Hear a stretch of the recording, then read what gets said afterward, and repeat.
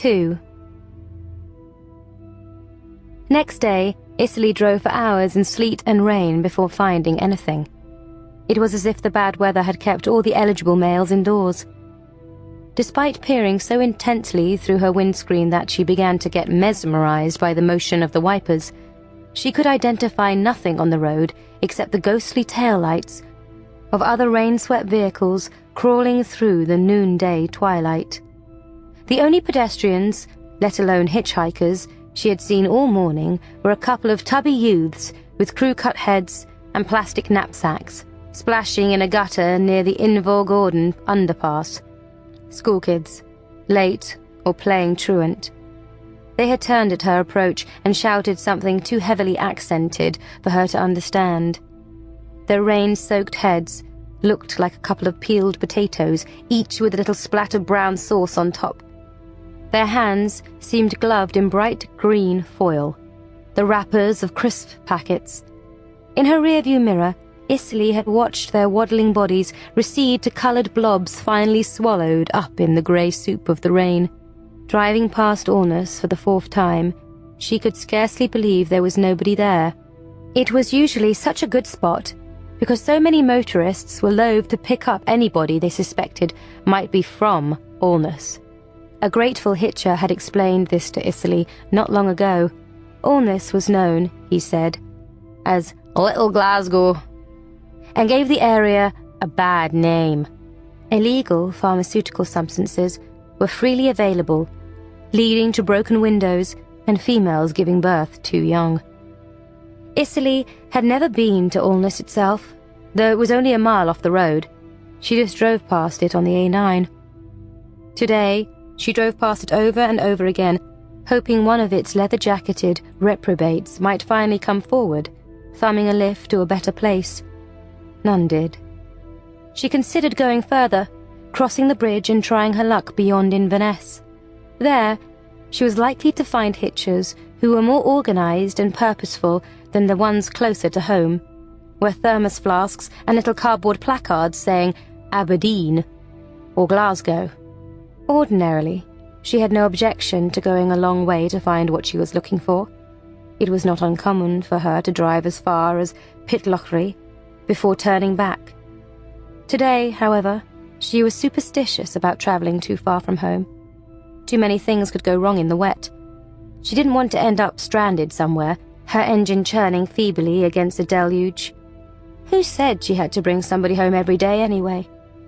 One a week should be enough to satisfy any reasonable person. Giving up around midday, she headed back north, playing with the notion that if she announced resolutely enough to the universe that she'd abandoned all hope, she might be offered something after all. Sure enough, not far from the sign inviting motorists to visit picturesque seaboard villages on the B9175, she spotted a miserable-looking biped, thumbing the watery air in the snub stream of the traffic. He was on the other side of the road from her, lit up by the headlights of a procession of vehicles sweeping past. She had no doubt he would still be there when she doubled back. "Hello," she called out, swinging the passenger door open for him. "Thank Christ for that!" he exclaimed, leaning one arm on the edge of the door as he poked his dripping face into the car. "I was beginning to think there was no justice in the world." "How's that?" said Italy. His hands were grimy, but large and well-formed. They'd clean up nicely with detergent. "I always pick up hitches," he insisted, as if refuting a malicious slur. "Always. Never drive past one. If I've got room in the van." "Neither do I," Italy assured him, wondering how long he was intending to stand there, ushering rain into her car. "Hop in." He swung in, his big waterlogged rump centering him on the seat like the bottom of a lifebuoy. Steam was already rising before he'd even shut the door. His casual clothes were soaked through and squeaked like a chamois as he settled himself. He was older than she'd taken him to be, but fit. Did wrinkles matter? They shouldn't. They were only skin deep, after all. "So, the one bloody time I need a lift," he blustered on. "What happens? I walk half a bloody mile in the main road in the pissing rain. And do you think any bugger will stop for me?" Well, Isserley smiled. I stopped, didn't I? Aye. Well, your car number 2050, I can tell you, he said, squinting at her, as if she was missing the point. Have you been counting? She challenged him sportively. Aye, he sighed. Well, rough head count, you know. He shook his head, sending droplets flying off his bushy eyebrows and abundant quiff. Can you drop me off somewhere near Tomic Farm? Isserley made a mental calculation. She had 10 minutes only, driving slowly to get to know him. Sure, she said, admiring the steely density of his neck and the width of his shoulders, determined not to disqualify him merely on the grounds of age. He sat back, satisfied, but after a couple of seconds, a glimmer of bafflement appeared on his stubbled spade of a face. Why were they not moving? Seatbelt, she reminded him. He strapped himself in as if she had just asked him to bow 3 times to a god of her choice. Death traps, he mumbled derisively, fidgeting in a faint miasma of his own steam. It's not me that wants it, she assured him. I just can't afford to be stopped by the police, that's all.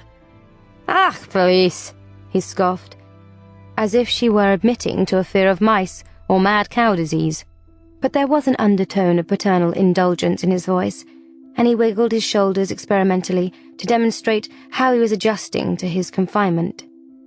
Isserley smiled and drove off with him, lifting her arms high on the steering wheel to show him her breasts. She'd better watch those, the hitcher thought, or they'll fall into her cornflakes. Mind you, this girl needed something going for her, with glasses as thick as that and no chin. Nikki, his own daughter, was no pearl of beauty either, and to be honest, she didn't even make the most of what she'd got.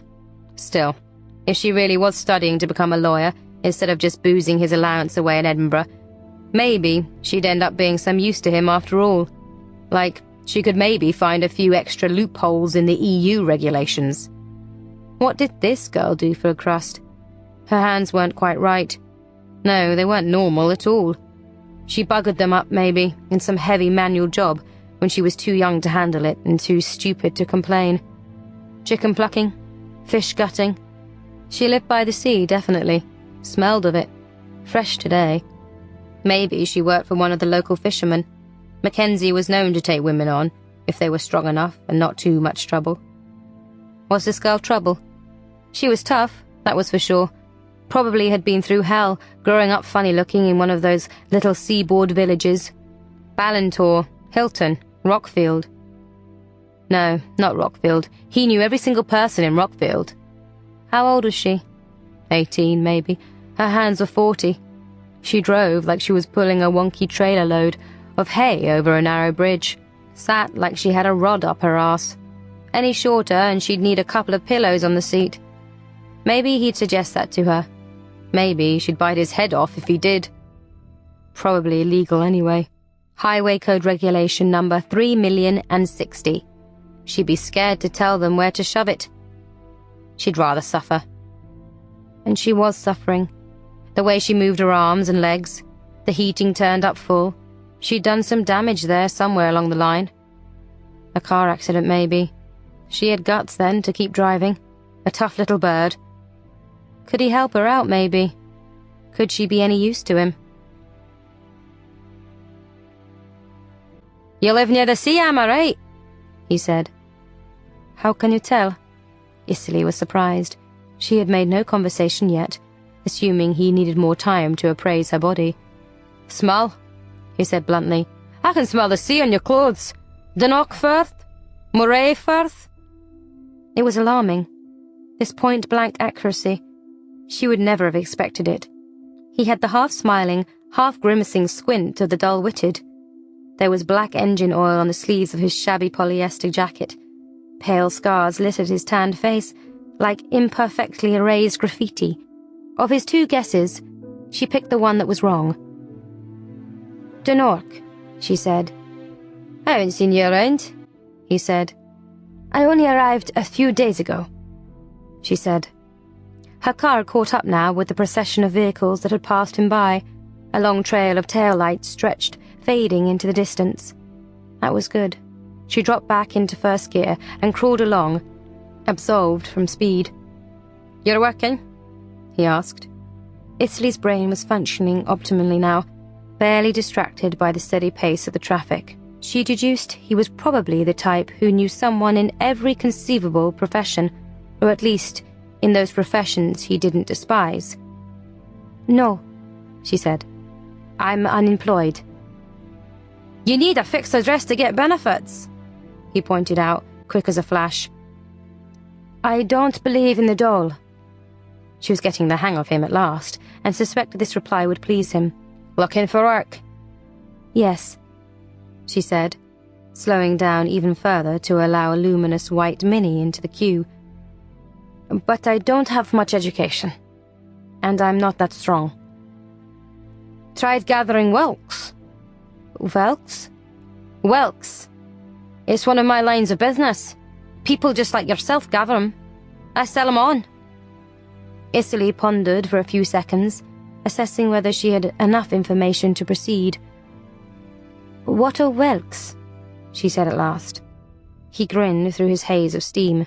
"Mollusks, basically. You'll have seen 'em, living where you live. But I've got one here as it happens." He lifted one cheek of his meaty buttocks towards her to fish around in his right trouser pocket. "There's the fella," he said, holding a dull grey shell up to her eye level. "I'll always keep one in my pocket, to show people." "That's very foresightful of you," complimented Issley. "It's to show people the size that's wanted. There's piddly wee ones, you see, size of peas. They aren't worth the bother of picking up. But these big fellas are just fine." "And I could just gather them and get money for it." "Nothing simpler," he assured her. "The knock's good for 'em. Millions of them there, if you go at the right time." "When is the right time?" Issley asked. She had hoped he'd have taken his jacket off by now, but he seemed content to swelter and evaporate.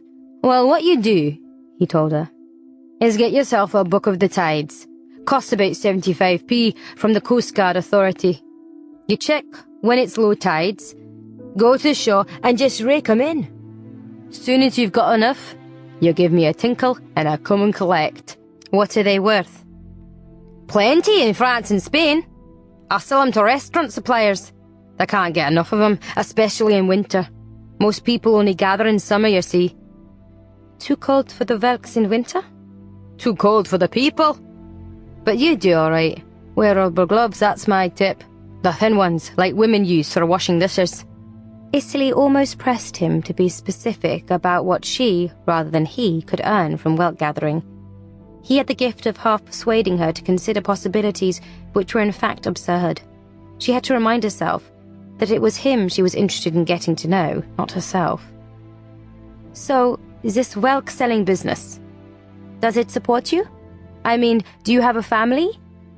"I do all sorts of things," he said, dragging a metal comb through his thick hair. "I sell car tires for silage pits, creosote, paint. My wife makes lobster creels. Not for lobsters, no fucking lobsters left. But American tourists buy them, if they're painted up nice. My son does a bit of the whelking gathering himself. Fixes cars too. He could sort that rattle in your chassis, no bother." "I might not be able to afford it," retorted Issley, discomfited again by the sharpness of his observation. "He's cheap, my son. Cheap and fast. Labour's what's cost, you see. But when it comes to cars, he's got a constant stream of 'em passing through his garage, in and out. Genius touch."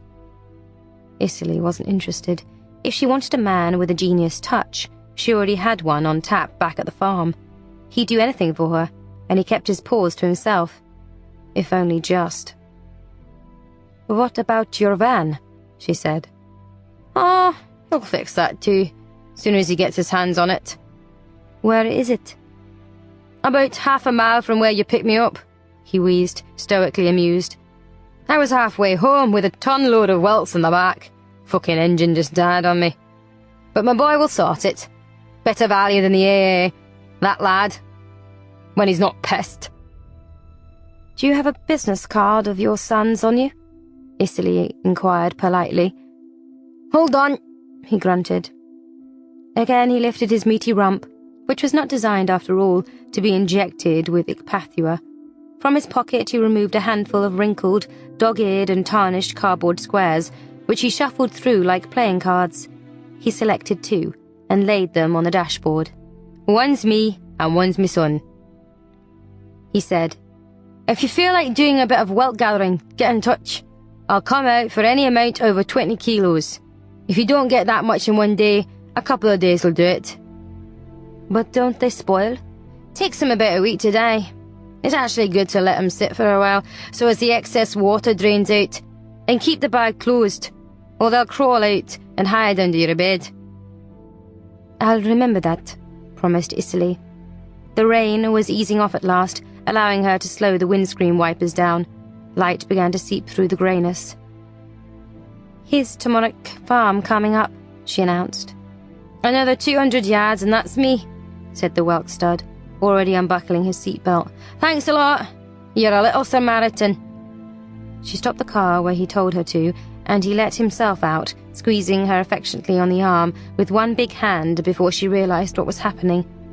If he noticed the hardness and thinness of the limb, he didn't let on. Ambling off, he waved once without looking back. Isserley watched him disappear, her arm tingling unpleasantly. Then, when he was gone, she frowned into her rearview mirror, looking for a break in the traffic. She was forgetting him already, apart from a resolution to wash and put on fresh clothes whenever she'd been for a morning walk along the Firth. Indicating ticking, she cruised back onto the road, eyes front. Her second hitcher was waiting for her quite close to home, so close that she had to think hard about whether she'd even seen him before. He was young, almost too short, with a beetle brow and hair dyed so blonde it was almost white. Despite the cold and the persistent drizzle, he wore only a short-sleeved Celtic t-shirt and military camouflage pants. Vague tattoos disfigured his lean but powerful forearms. Skin deep, she reminded herself again. Deciding on the southwards approach that he was a total stranger after all, she stopped for him. As soon as he'd entered her car and sat down, Isserley sensed he was troubled. It was as if the laws of physics were unsettled by his presence, as if the electrons in the air were suddenly vibrating faster, until they were ricocheting around the confines of the cabin like crazed, invisible insects. Gone anywhere near Redcastle? A sour aroma of alcohol sidled over to her. Isserley shook her head. Invergordon, she said. If that's not worth your while. Nah, that's cool, he shrugged, drumming on his knees with his wrists, as if responding to the beat of an inbuilt Walkman. Okay, Isserley said, pulling out from the curb. She regretted there wasn't more traffic, always a bad sign. She also found herself instinctively gripping the steering wheel in such a way that her elbows hung down, obscuring her passenger's view of her breasts. This, too, was a bad sign. His stare burned through regardless. Women don't dress like that, he thought, unless they want to fuck. The only thing was, she mustn't expect him to pay. Not like that slag in Galashiels. Buy them a drink, they think they can sting you for £20. Did he look like some kind of loser? That road in Invergordon with the academy in it. That was a good place. Quiet. She could suck him off there. He wouldn't have to see her ugly face then. Her tits would dangle between his legs. He'd give them a bit of a squeeze if she did a good job. She'd do her best, he could tell. Breathing hard already she was, like a bitch in heat. Not like that slag in Galashiels. This one would be satisfied with what she could get. Ugly women always were, weren't they? Not that he was the kind of guy who could only get ugly women. It was just, here he was and here she was. It was like force of nature, wasn't it? The law of the fucking jungle. So, what brings you out on the road today? Isserley said brightly. Sitting there in the estate was doing my head in. In between jobs, then? Jobs didn't exist up here. Nah, such fucking thing. The government still expects you to look for them, though, doesn't it? This gesture of empathy did not particularly impress him. I'm on a fucking training scheme, he fumed. They says you go find some old fogies and talk shite to 'em about central fucking eating, and we'll tell the government you're off the dole, okay? Fucking hush money, you ken? It sucks, Isserly agreed, hoping this was the right term for him. The atmosphere in the car was growing intolerable. Every available cubic millimetre of empty space between him and her was filling up with his malignant breath. She had to make her decision fast. Her fingers itched to hit the ichpathia toggle. But she must, at all costs, stay calm. To act on impulse was to invite disaster. Years ago, in the very beginning, she'd stung a hitcher who had asked her, scarcely 2 minutes after getting into the car, if she liked having a fat cock up each hole. Her English hadn't been quite as good then, and it had taken her a little while to figure out he wasn't talking about poultry or sports. By then, he'd exposed his penis. She'd panicked and stung him. It had been a very bad decision. Police had searched for him for weeks. His picture was shown on television and published not just in the newspapers, but also in a special magazine for homeless people. He was described as vulnerable. His wife and parents appealed to anyone who might have sighted him. Within days, despite the privacy she'd imagined at the time she picked him up, the investigation turned its spotlight on a grey Nissan estate driven, possibly, by a woman. Isserly had had to lie low on the farm for what seemed like an eternity. Her faithful car was handed over to Ensel, and he cannibalized it in order to customize the next best one on the farm, a horrid little monster called Leda. "Anyone can make a mistake," Ensel had reassured her as he labored to get her back on the road, his arms smeared with black grease, his eyes bloodshot from the welding flame. But Isserly's shame was such that even now she couldn't think about her failure without an involuntary grunt of distress. It would never happen again. Never. They had reached a stretch of the A9, which was being converted to dual carriage.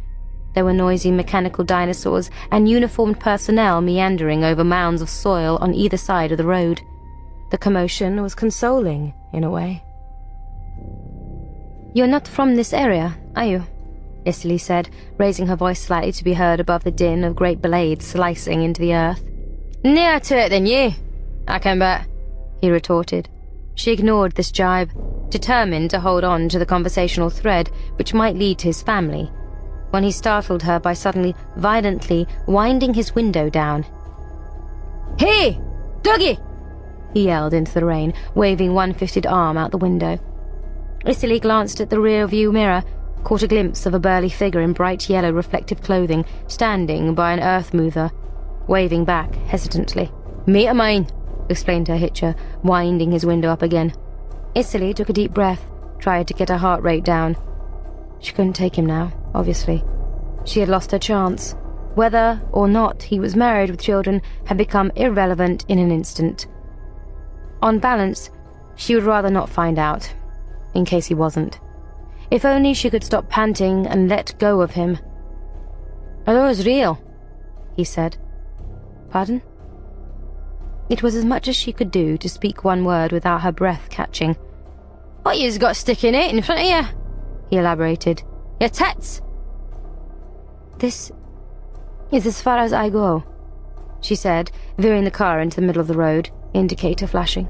By the grace of Providence, they had reached the comforting eyesore of Donny's garage in Kildare. "Welcome," the sign said. "You said in the garden," her hitcher protested.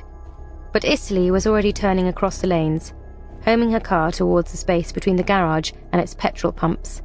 "There's a rattle in the chassis somewhere," she said. "Can't you hear it?" Her voice was hoarse, and none too even, but it didn't matter now. "I'd better get it looked at. Might be dangerous." The car stopped moving. Some kind of life bustled behind the cluttered shop windows of Donny's garage. Other voices, the creak of large refrigerators, the clink of bottles. Isserly turned to her hitcher and gently pointed back to the A9. "You can try your luck just there," she advised. "It's a good spot. Drivers are going quite slowly. I'll get this car looked at. If you're still here, When I'm finished, I'll maybe pick you up again."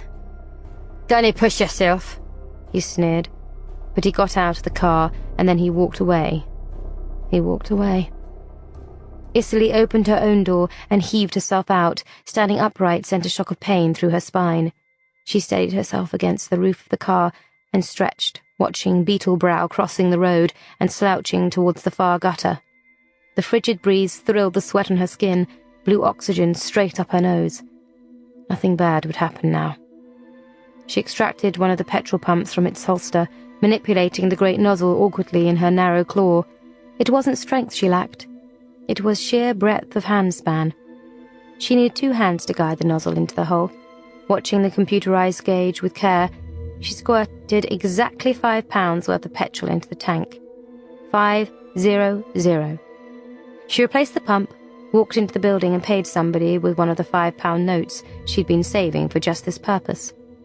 It all took under 3 minutes. When she emerged, she looked uneasily across the road for the green and white form of Beetlebrow. He was gone. Incredibly, someone else had taken him. Only a couple of hours later, it was already late afternoon and the light was failing, that is, about 4:30. Chastened by her experience so close to home with Beetlebrow, Isserley had driven about 50 miles south, past Inverness, almost as far as Tominton, before turning back empty-handed. Although it was not unusual for her to have days when she made her pick-up well after dark, this depended wholly on her stamina for driving and her appetite for the game. Just one humiliating encounter could shake her so badly that she would retreat to the farm as soon as possible, to brood on where she'd gone wrong and what she could have done to protect herself. Isserley was wondering as she drove whether or not this Beetlebrow character had shaken her that much. It was difficult to decide, because her own emotions hid from her. She'd always been like that, even back home, even when she was a kid. Men had always said they couldn't figure her out, but she couldn't figure herself out either, and had to look for clues like anyone else. In the past, the surest sign that an emotion was stuck inside her had been sudden, unwarranted fits of temper, often with regrettable consequences. She didn't have those tantrums anymore, now that her adolescence was behind her. Her anger was well under control nowadays, which was just as well, given what was at stake. But it did mean it was harder for her to guess what sort of state she might be in. She could glimpse her feelings, but only out of the corner of her eye, like distant headlights reflected in a side mirror. Only by not looking for them directly did she have any chance of spotting them. Lately she suspected her feelings were getting swallowed up, undigested, inside purely physical symptoms. Her backache and eye strain were sometimes much worse than usual, for no real reason. At these times, there was probably something else troubling her.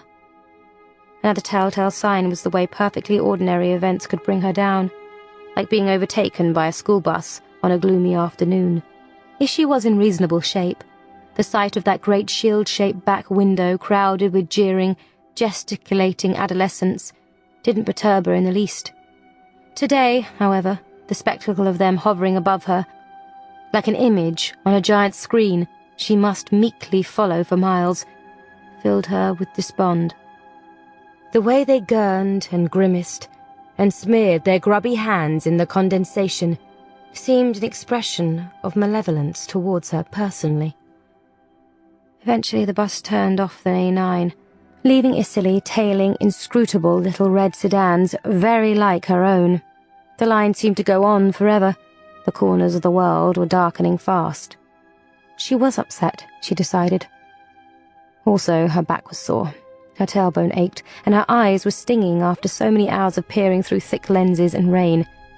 If she gave up and went home, she could take off her glasses and give her eyes a rest, lie curled up on her bed, perhaps even sleep. Oh, what bliss that would be.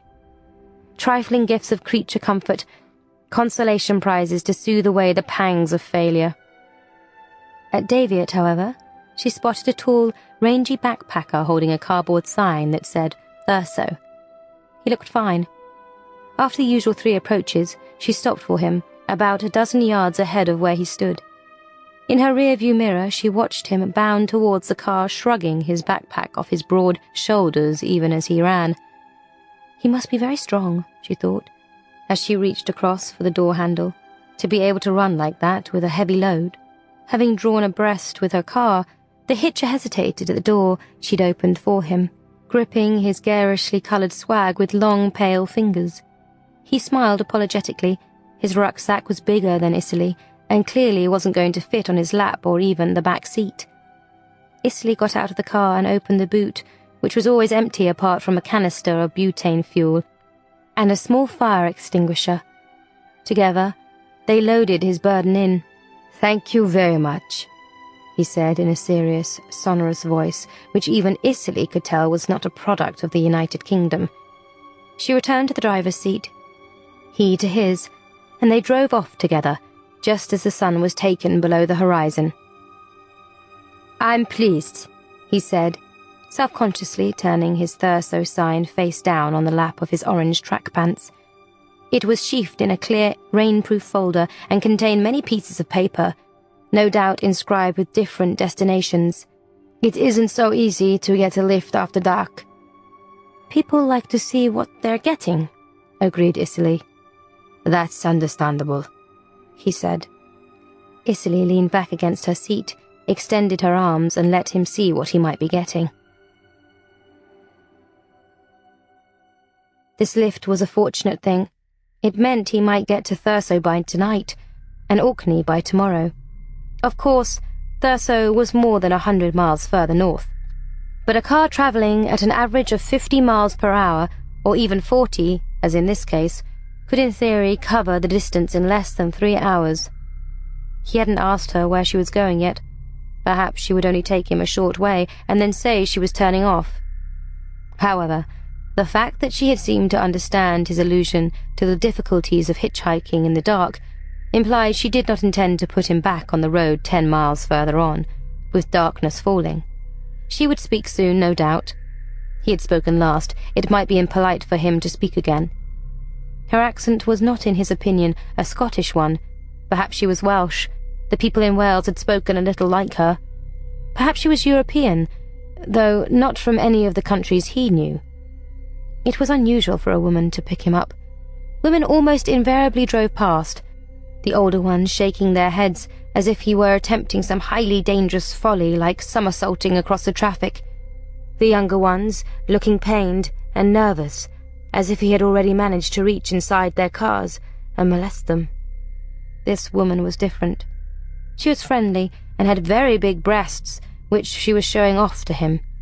He hoped she was not wanting him for a sexual experience of some kind, unless it was to be in Thurso. He could not see her face when she was looking ahead, which was a pity. It had been very remarkable. She wore the thickest corrective lenses he had ever seen. He doubted that a person with such severe visual impairment would be approved for a driver's license in Germany.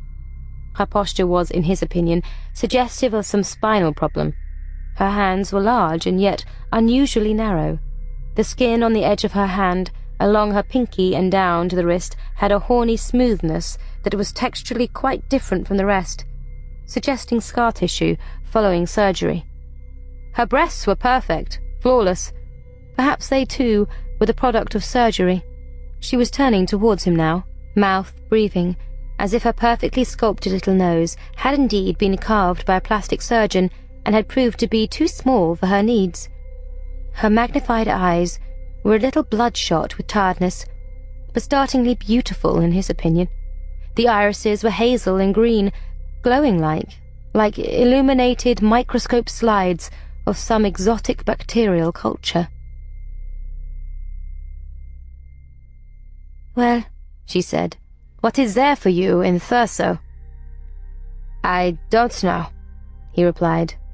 "Perhaps nothing." He was, she noticed now, superbly built, deceptively lean, but all muscle. He could probably have run alongside her car for a mile, if she drove slowly enough. "And if there is nothing?" she said. He pulled a face, which she assumed was his culture's equivalent of a shrug. "I'm going there because I have never been there," he explained. The prospect seemed to fill him, with ennui and enthusiasm all at once. Thick grey-blonde eyebrows were gathering over his pale blue eyes like a storm cloud. "You're travelling through the entire country?" she prompted.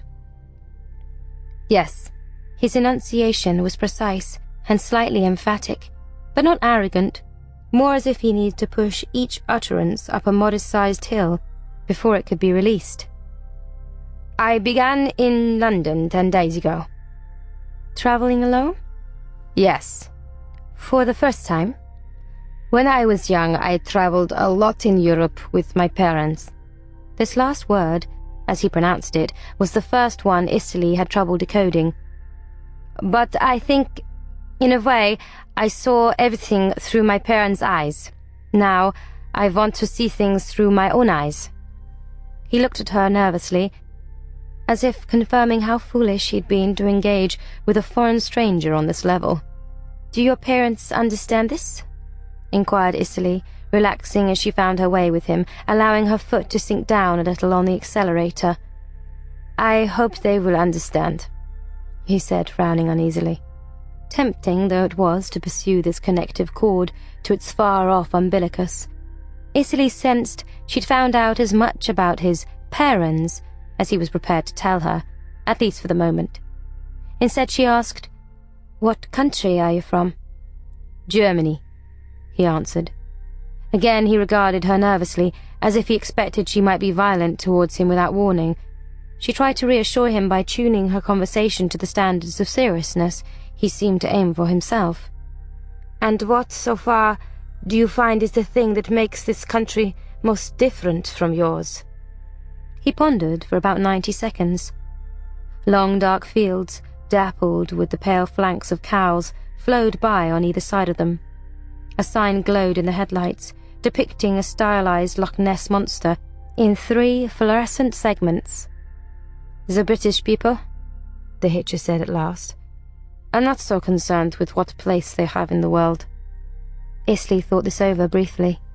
She couldn't work out whether he was suggesting that the British were admirably self-reliant or deplorably insular. She guessed the ambiguity might be deliberate. Night settled all round them. Isserley glanced aside, admired the lines of his lips and cheekbones in the reflected head and tail lights. "Have you been staying with anyone you know in this country? Or just in hotels?" she asked. "Mainly in youth hostels," he replied after a few seconds, as if in the interests of truth he'd had to consult a mental record. "A family in Wales invited me to stay in their house for a couple of days." "That was kind of them," murmured Isserley, observing the lights of the Keswick Bridge winking in the distance. "Are they expecting you back on the way home?" "No, I think not," he said, after having pushed that particular utterance up a very steep hill indeed. "I believe I offended them in some way. I don't know how. I think my English is not as good as it needs to be in certain situations." "It sounds excellent to me," he sighed. "That is the problem, perhaps. If it was worse, there would be an expectation of—" he laboured silently, then let the sentence roll back down the mountain. "There would not be the automatic expectation of shared understanding." Even in the dimness she could tell that he was fidgeting, clenching his big hands. Perhaps he could hear her beginning to breathe faster, although the change was surely, she felt, quite subtle this time. "What do you do back in Germany?" she asked. "I'm a student." "Well, no," he corrected. "When I get back to Germany, I will be unemployed." "You'll live with your parents, perhaps?" she hinted. He said blankly. "What were you studying? Before your studies ended?" There was a pause. A grimy black van with a noisy exhaust overtook Isserley, muffling the sound of her own respiration. "My studies did not end," the hitcher announced at last. "I walked away from them. I'm a fugitive, you could say." "A fugitive?" echoed Isserley, flashing him an encouraging smile. He smiled back, sadly. Not from justice, he said, but from a medical institute. You mean you're a psychotic? She suggested breathlessly. No, but I almost became a doctor. Which in my case would perhaps have been the same thing. My parents think I am still studying at the institute. They sent me a very far distance and paid a lot of money so that I could study there. It is very important to them that I must become a doctor. Not just a regular doctor, but a specialist. I have been sending them letters telling them that my research is proceeding very smoothly. Instead, I have been drinking beer and reading books about travel. Now I am here, traveling. And what do your parents think of that?